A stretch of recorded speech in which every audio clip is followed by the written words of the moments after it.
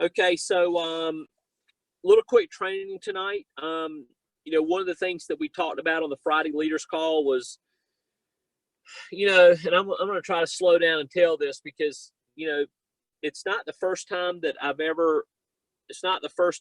talked to Barry Clarkson about, the time frame where he went from basically, having an agency. And you guys know Barry's story, right? I mean, so Barry actually got involved in the insurance business through A.L. Williams. He was recruited by a guy, he and a good buddy of his by the name of Mark Brooks.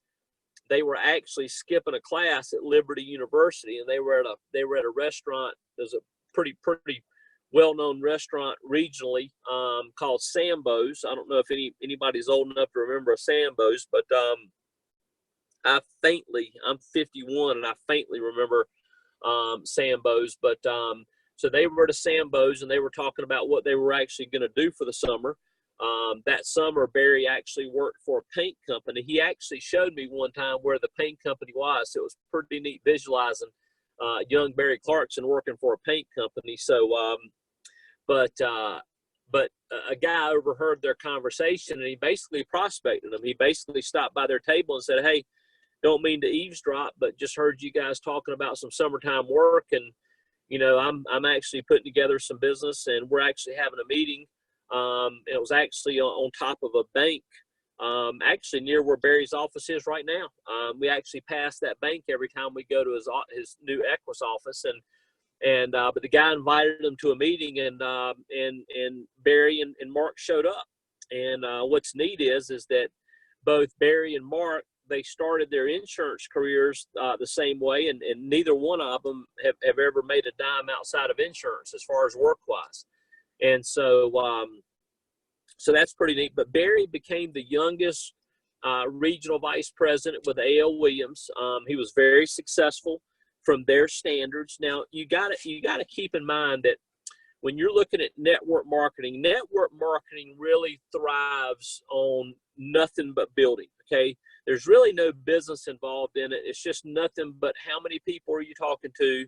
How many people are you recruiting? How many people? Because if you're going to build something in network marketing, typically you've got to hire hundreds of people. I mean, you've really got to go out there. And so it's network marketing. It is a business of hiring other people. That's why they're really good at it. That's also why I tell people here, if you've got a network marketing background, I understand that you've graduated from that, okay? And I understand there's some people even jaded from that. But if you will tap in, I was actually telling Dontre Posey today, who's got a network marketing background, if you'll actually tap into the skill level that you created, the meeting the people, the prospecting people, all of that, if you'll combine that with the actual Equis platform, I think that you'll do very well. I really do. I think that that's a missing ingredient with Equis, because when you look at how most people try to grow with Equis, they try to do it. With cold market recruiting, and cold market recruiting is tough. Hey, Brad. Cold market recruiting is pretty tough. And the people that are successful at it, the people that I've seen be successful at it, there are people that spend several $1,000s a month. They've got an incredible funnel set up, and they just go through a whole bunch of people. So anyway, do we do some cold market recruiting? Yes.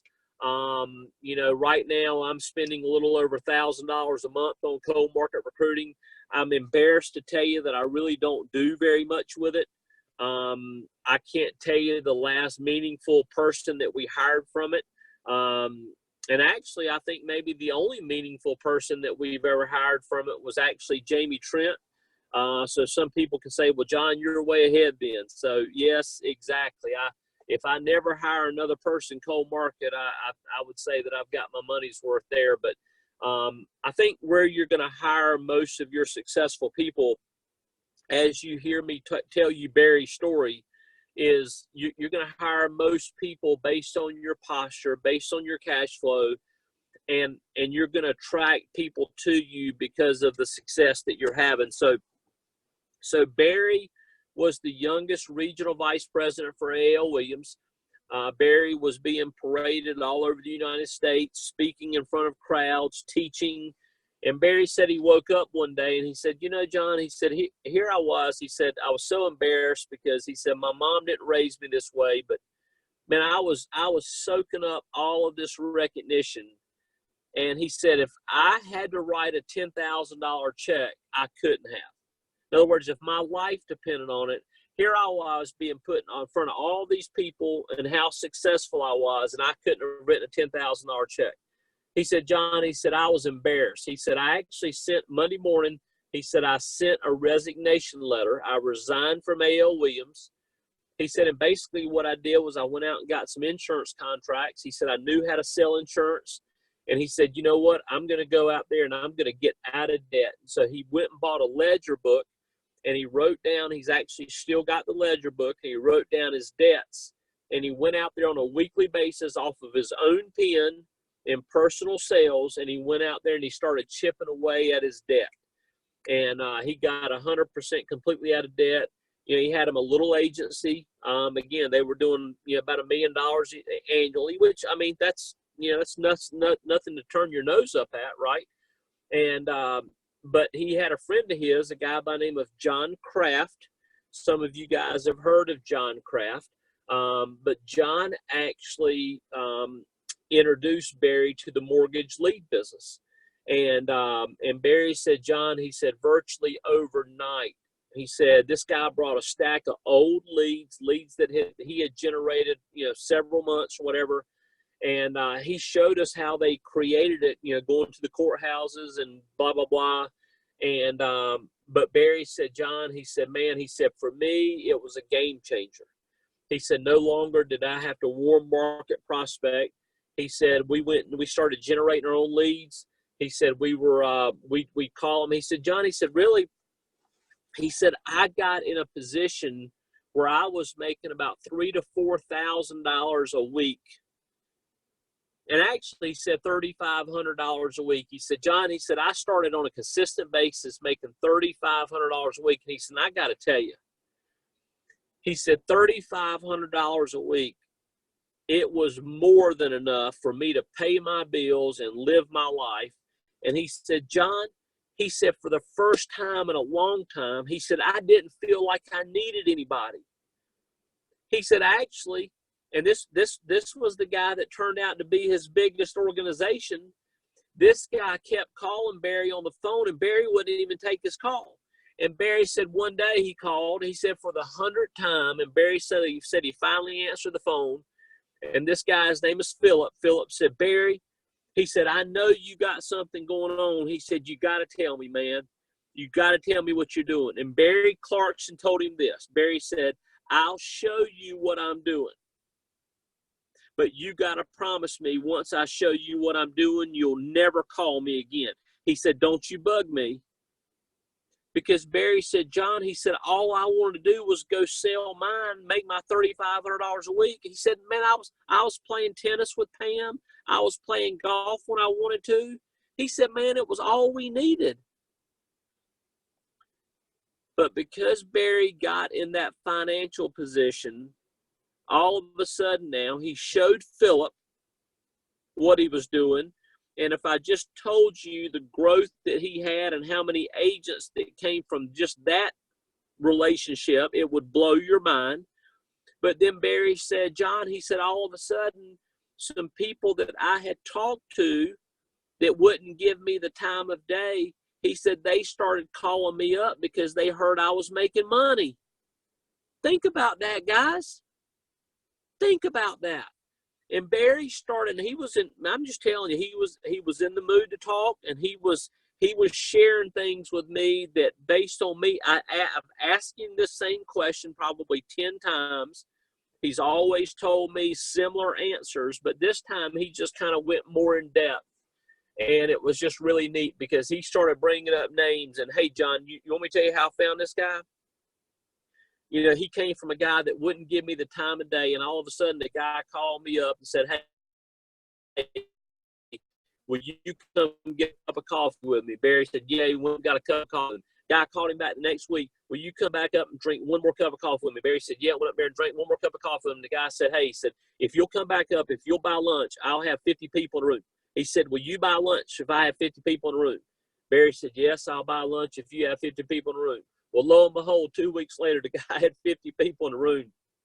And what came out of that was an explosion. What I'm saying, guys, is that if you will trust the process, if you'll trust the process and you'll just understand that if you'll lead from the front and you'll stop trying to recruit people. Mike Hall said it on the call a few weeks ago, stop recruiting people. Al Brown, who's going to be my guest tomorrow morning, he said it on GroupMe the other day. He said, you know what? When I started selling, I started selling. When I stopped selling, I started selling. That's what he said. When I stopped selling, I started selling. Some of you guys, your story is going to be when you stop friggin' trying to recruit people, especially the wrong people you're recruiting. I'm just going to tell you guys, there's going to be very few people that surprise you. What I mean by that is stop hiring bottom of the barrel people. Just stop doing it. Stop. That's not going to get you anywhere. As a matter of fact, if you'll look at the type of people you're talking to, if you'll take a picture of the people you're talking to and you'll sit down and grab a cup of coffee with me, I'll show you where your self-image is. So I want you to get serious about reading. I want you to get serious about leading from the front and making money. And then if you're a builder, now I'm going to tell you, there's some of you guys on here that I know you're on this builder's call, but you're not a builder. You don't live to talk to the next person. You're happy with the amount of income you're making. And here's the thing, you're fine. That's fine. Because I know this, like Kevin Hopkins said at my training on Saturday. You know what? Lead-driven sales is incredible. And to be able to go out there and get your hands on 10 to 12 A leads and to be able to turn a $300-400 a week investment into $3,000 to $4,000, like what stockbroker in the world wouldn't want to do that? Let's see. Wait a minute now. Let me say that again. You turn $300 to $400 a week investment into $3,000 to $4,000 in the same week. That's right. That's what leads did for me. $500 a week investment, $5,000 cash flow every single week, more or less. Now, what did that look like? Well, some weeks it was $500 and I made $2,000 to $3,000. Some weeks it was $500, I made $7,000 to $8,000. You get what I'm saying? I'm just saying on an average, it was $5,000 cash flow. So lead from the front, cash flow, stop recruiting people, and start building. How do you do that? You do that by having conversations with people, and that I own a financial services company. I'm building distribution for companies like Mutual of Omaha, and I'm looking for a couple of people to join me on a part-time basis. Are you keeping your options open to making some money on the side? You want to sit down and take a look at what I'm doing? Yes or no?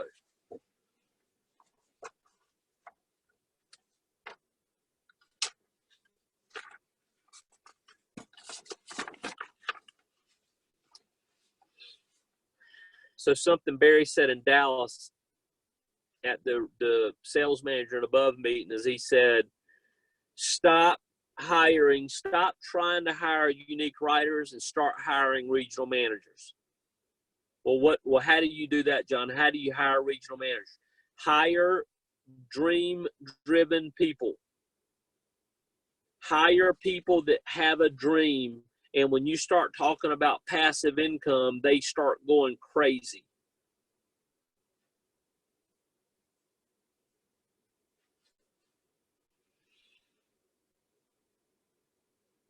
Okay.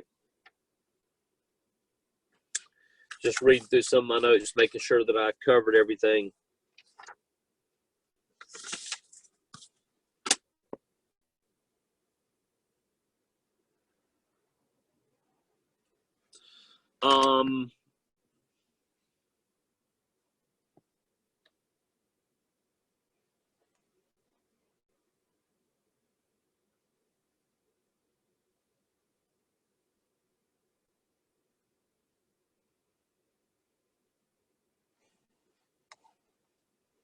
Here's something really cool. This is just a bonus if you guys want to write this down. Actually made notes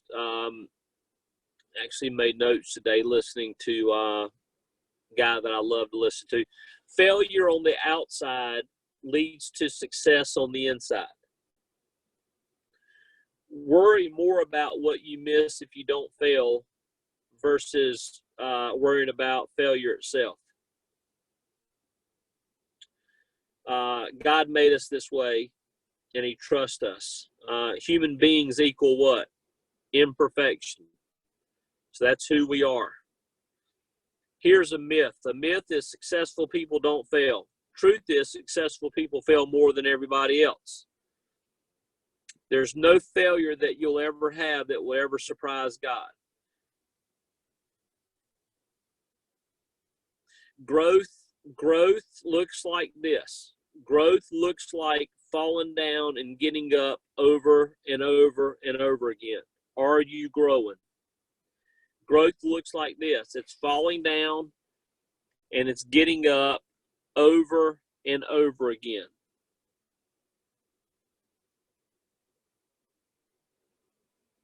I love that picture that creates.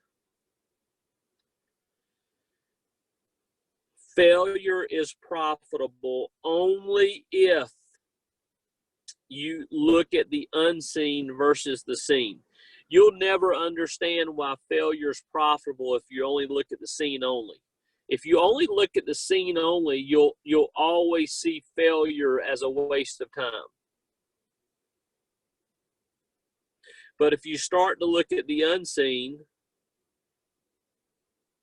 and if you remember what I said on number 1, failure on the outside leads to success on the inside. So if you start looking at the unseen, you'll start to see why failure is profitable. Failure always precedes success. Growth on who we are leads us to accomplishment on what we do.